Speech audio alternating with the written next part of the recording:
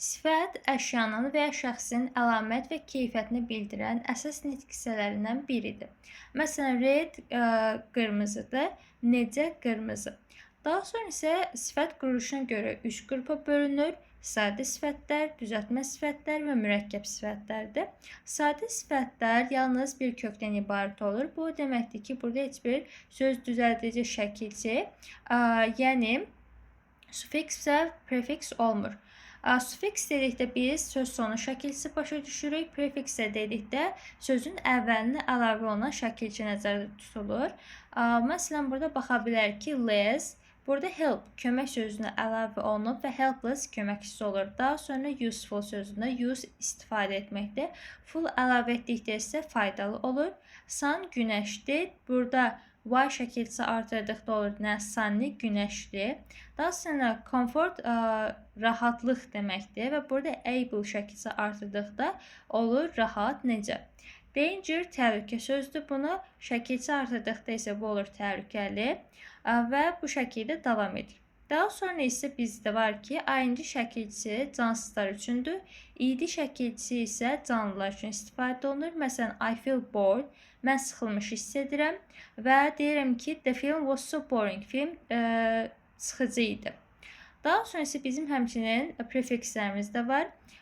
Məsələn, patient səbirli deməkdir. Burada isə im artırdıqda impatient səbirsiz olur. Correct doğru deməkdir. In artırdıqda isə incorrect səhv olur. Bu qayda ilə davam edir. Daha sonra isə sifətin 3 dərəcəsi var. Ali dərəcə, müqayisə dərəcəsi və üstünlük dərəcəsidir. Ali dərəcədə biz heç bir şey əlavə etmirik. Yəni burada heç bir xüsusi şəkilçiyə ehtiyac yoxdur. Və burada iki əşyanın ortaqlığını və yaxud da ki, fərqini göstərmək üçün biz as bağlayıcısından istifadə edirik. Məsələn, she is as beautiful as her mother. O, onun anası kimi gözəldir. İnkarda isə biz not so as və not as-dən istifadə edirik. Amma bir şey yadda saxlamaq lazımdır ki, not so as yalnız inkarda istifadə olunur. Biz təsdiqdə yalnız as-dən istifadə edə bilirik. Məsələn, he is not so angry as his brother. O, qardaşı kimi əsəbi deyil. Daha sonra isə to, very, enough, so, such, rather, quiet. Bunlardan sonra biz adi dərəcədən istifadə edirik. Daha sonra isə biz deməli enoughdan sonra isim istifadə edirik, amma ki sifəti enoughdan əvvəl istifadə edirik. Bunu isə ən yaxşı yadda saxlamaq yolu nümunələrdən istifadə etməkdir. Məsələn, I am hardworking enough.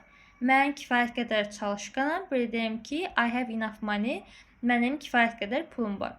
Daha sonra isə so və saçın arasındakı fərqə baxaq. Sodan sonra biz sifət və zərfi işlədirik, amma saçdan sonra isə isim və yaxud da ki, ismi birləşmə gəlməlidir.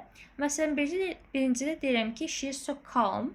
O, çox sakitdir, elə sakitdir. İkincidə isə deyirəm ki, such a girl, elə qız və yaxud da ki, deyirəm such a nice girl, elə gözəl qız, bu şəkildə. Müqayisə dərəcəsində isə artıq biz şəkillərdən, müəyyən sözlərdən istifadə edirik. Müqayisə dərəcəsində isə biz əsasən iki əşyanın və yaxud da ki, şəxsin müqayisəsindən danışırıq və burada zən daha bağlayıcısından istifadə edirik. Məsələn, bunlar tək hecalıdırsa, burada erdən istifadə olunur. Məsələn, cold, colder və biz burada heca dedikdə isə tələffüzə baxırıq, yazılışı yox. Ki hecalarda isə biz deməli sona əgər y, li, er bunlarla yenə bitirsə həmçinin o ilə biz burada more'dan deyil erdən istifadə edirik. Məsələn, görürük ki, happy sözü iki hecalıdır və biz bundan sonra baxırıq ki, y ilə bitir, ona görə more yox, er artırırıq, happier olur. Çox hecalarda isə more ilə düzəlir. Məsələn, more interesting, daha maraqlı.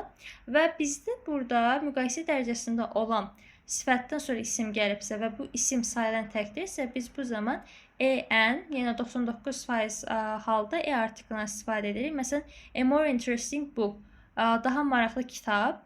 Daha sonra isə bizdə qaydasız sifətlər var. Məsələn, good, better, yəni yaxşı, daha yaxşı, bad, worse, pis, daha pis, many, much, çox, more, daha çox, little, az, less, daha az, bu şəkildə. Daha sonra isə than, much, a little, far, a bit, a lot, slightly, any, even, no. Bunlardan sonra biz müqayisə dərəcəsi istifadə edirik. Daha sonra isə üstünlük dərəcəsində isə biz müəyyən sayda olan əşyanın və yaxud da ki, şəxsin arasından ən olanı seçirik. Və bu zaman isə ist və yaxud da ki, mostdan istifadə edirik və mütləq ki, the artiklı istifadə olunmalıdır. Tək hecalıdırsa burada the artiklı və ist vasitəsilə düzəlir. Yox, əgər ki, sonu y, li, o ilə bitən iki hecalı deməli sifətlərdirsə, bu zaman isə biz yenə istdən istifadə edirik. Məsələn, the easiest, yəni ən asanı və yaxud da ki, the cleverest, ən ağıllısı bu şəkildə. Çox hecalarda isə qeyd etdiyimiz kimi the mostdan istifadə olunur və burada mütləq ki, artikl istifadə olunmalıdır. Qaydasız feillərdə isə good, the best, yəni yaxşı, ən yaxşı, bad, the worst, pis, ən pis. Daha sonra isə deməli many, much, çox, the most, daha ən çox. Daha sonra isə little, az, the least, ən az bu şəkildə.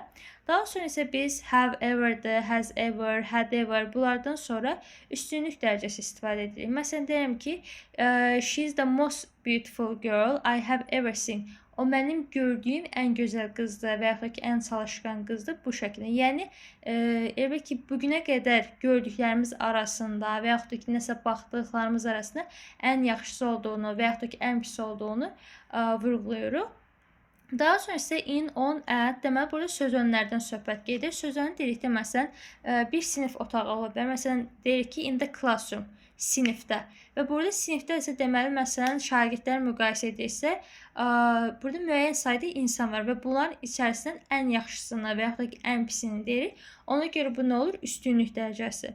Daha sonra isə among da bildiyimiz kimi 2-dən çox olan şəxsin arasındakı necə deyim, münasibəti yəni göstərir. Among arasında deməkdir. One of və of all isə burada bildim ki, one of tutalım ki, müəyyən sayda olan şeyin birini nəzərdə tutur. Məsələn, one of the students, tələbələrdən biri. Və bu zaman isə yəni bizə deməli müəyyən sayda tələbə olduğu üçün biz onların arasından yəni ən yaxşısını və yaxud ki, ən pisini vurğulamaq istəyirik. Məsələn, one of the most hardworking students, ən çalışqan tələbələrdən biri bu şəkildə. Və deməli müəyyən bir diqqət etməli olduğumuz məqamlar var ki, zən işlənən cümlədə biz older'dan istifadə edirik, elder'dən yox. Elder çünki daha çox ailə daxilində, yəni yaşın böyük olması nəzərdə tutulur, amma müqayisə dərəcəsində tam qrammatik cəhətdən biz elder yox, older'dan istifadə edirik. Daha sonra isə near söz var. Bunun üstünlük dərəcəsi fərqlidir. The nearest var və the next var. The nearest ən yaxın deməkdir. The next növbəti mənasına istifadə olunur. Daha sonra isə far sözdür. Farther və further. Burada yəni gördüyümüz kimi birinci istifadə olunan daha çox belə deyim ki, məsafəni yəni bildirir.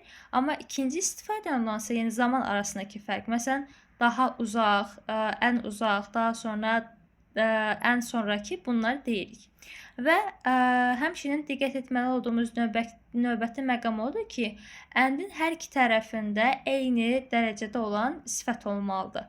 Yəni, biri müqayisədə, biri adi dərəcədə ola bilməz. Ya hər biri adi dərəcədə olmalıdır və ya müqayisə dərəcəsində və yaxud da ki, üstünlük dərəcəsində. Və biz burada the article'dır, more, mostdan yalnız bir dəfə istifadə edə bilirik. Amma ki, hər iki tərəfdə bildim ki, erdən və yaxud da ki, istdən iki dəfə istifadə etmək mümkündür. Məsələn, this is the most difficult and interesting book. Burada gördüyümüz kimi, the-dən və mostdan bir dəfə istifadə etmişik. İkincidə isə gör ki, bunlar nədir? Tək hecalıdır, yəni istdən düzələndə. Ona görə hər iki tərəfdə istifadə edə bilirik. Daha sonra isə yəni müqayisə dərəcəsinə baxaq. Yenə görür ki, more'dan bir dəfə istifadə edə bilmişik. Amma ikinci tərəfdə isə yəni erlə düzəldiyi üçün hər iki tərəfdə işlədə bilir. Daha sonra isə baxaq deməli nəyə? Adverb-ə, yəni zərfə. Deməli, sifətlə zərf arasındakı fərqi nədir? Sifət ismi təyin edir və ismin qarşısında işlənir. Amma zərf isə hərəkəti təyin edir. Hərəkətin necə olduğu haqqında danışır. Onun zamanı, məkanı, necə olması və s. bu haqda. Yəni, biz deməli, zərfi isimdən istifadə etmirik. Testdə də ən çox lazım olan məqamlardan biri də budur. Və bizdə həmçinin həm sifət, həm də zərf ola bilən isim, daha doğrusu sözlər var. Məsələn, fast sürətli sifət olur, sürətlə zərf olur. Long uzun sifətdir, uzun müddət zərfdir. Far uzaq, deməli sifətdir, uzaqda isə zərfdir. Bu qayda ilə davam edir. Məsələn, baxa bilərik ki, a fast person sürətli insan və deyirəm ki, don't drive so fast, elə sürətli sürmə. Bu qaydaya davam edir və deyirəm ki, she works hard, o çox çalışır, əzmlə çalışır. Burada olur deməli bu nə? Zərf. Bir deyim ki, a hard problem, çətin bir problem. Burada isə bu sifət rolundadır. Daha sonra isə biz bilirik ki, deməli feillər də nə işlənir? Zərf işlənir. Amma ki, bəzi hərəkət bildirməyən feillər vardır ki, biz onları zərfə deyil, sifətlə işlədirik. Məsələn, be, become, get, seem, look, feel, sound. Bunlardan sonra biz deməli zərf yox, sifət istifadə edirik. Amma ki, müəyyən istisnalarımız da var ki, əgər smell qoxulamaq mənasını verirsə, biz bu zaman zərf işlədə bilərik. Taste dadına baxmaqdırsa, to look da deməli baxmaqdırsa, bunlardan sonra biz zərf işlədə bilərik. Nümunələr baxaq. Məsələn, deyirəm ki, the meal tastes delicious. Yemək dadlı dadır. Necə? Dadlı. Deməli, bu nədir? Bu sifətdir. Çünki bu hərəkət bildirmir. Sadəcə onun elə bir əlamətini bildirir. İkincidə isə mən deyirəm ki, I tasted the meal carefully. Mən yeməyi yoxladım diqqətlə. Necə? Diqqətlə. Burada artıq mənim hərəkətimi təsvir edir bu. Daha sonra isə deyirəm ki, the flowers smell good. Güllər yaxşı qoxur. Necə? Yaxşı. Burada isə artıq yenə biz nə edirik? Sifətdən yenə danışırıq. Daha sonra isə deyirəm ki, I smelled the flowers carefully. Mən gülləri ehtiyatla qoxladım. Necə qoxladım? Ehtiyatla. Burada artıq bu mənim hərəkətimdir. Sonra deyirəm ki, she looks beautiful. O, gözəl görsənir. Necə görsənir? Gözəl görsənir. Deməli, yenə burada görsənmək heç bir hərəkət bildirmir. Ona görə sifət olur. Ən sonunda isə deyirəm ki, she looks at me attentively. O mənə diqqətlə baxır. Necə baxır? Diqqətlə. Baxmaq artıq nəyi bildirir? Hərəkəti bildirir. Deməli, biz burada zərf işlədirik. Daha sonra isə bildiyimiz kimi good sifətdir, well isə zərfdir. Yəni, biz good'u isimdən istifadə edirik, well isə zərfdən. Amma to feel-dən sonra biz well istifadə edə bilərik. Məsələn, I feel well, mən yaxşı hiss edirəm, amma bu yaxşı hiss etmək mənasında olduqda işlətməyimiz mümkündür. Daha sonra isə bilirik ki, zərfə məxsusdur, amma bəzi sifətlər də düzəldə bilir. Məsələn, lovely, lively, lonely, elderly, silly və s. Daha sonra isə zərfin dərəcəsi var. Demək olar ki, xüsusiyyət cəhətdən sifətlə oxşardır. Sadəcə ki, müəyyən fərqlərini vurğulaya bilərik.